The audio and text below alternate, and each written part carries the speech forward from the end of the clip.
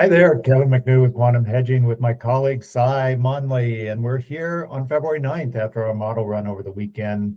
We see a little bit of a shift. Last week, 5 days ago, when we did our last model run, beans and corn showed a little bit of bullishness in our signals. And this week we pulled back after a really strong rally. Cy, what caused the market to pop last week?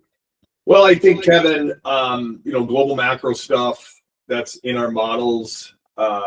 You get a level that you see some farmer selling in corn, probably seeing that a little bit in beans.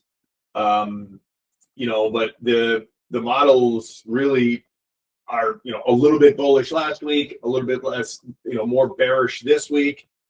Probably got to the top end of the range, and the rest of our features, didn't hit on a bullish side. So I think corn probably stays the weak leg between corn and beans. Right.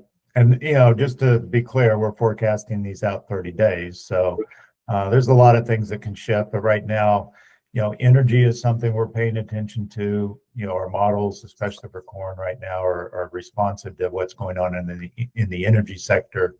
U.S. weather, a little dryish, but, still early in the season. And, for beans, I think, what beans obviously caught the excitement from some China news last week, but there's some foreign exchange issues. Weaker U.S. dollar is supporting the bean complex to some extent here, Cy. So, how are you seeing this? Yeah, I think what's in our models, the features in our models, obviously did not pick up the Trump tweet. There's no model for that. But the rest of it's really interesting, like you said. So.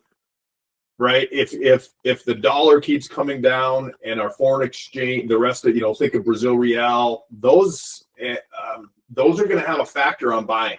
Right. And so if you get a deeper break in the dollar versus a real, then that gives China better reason to step in politically and buy beans. So I think you got to think China, but then go the next layers of, okay, what incentive do they have right now? If they're a dollar cheaper than Brazil, okay, Brazil basis collapse, but we don't care about basis. We care about futures. So I think beans on a break after the excitement still stay supported, and then corn stays the weak link for now. Right. Yep.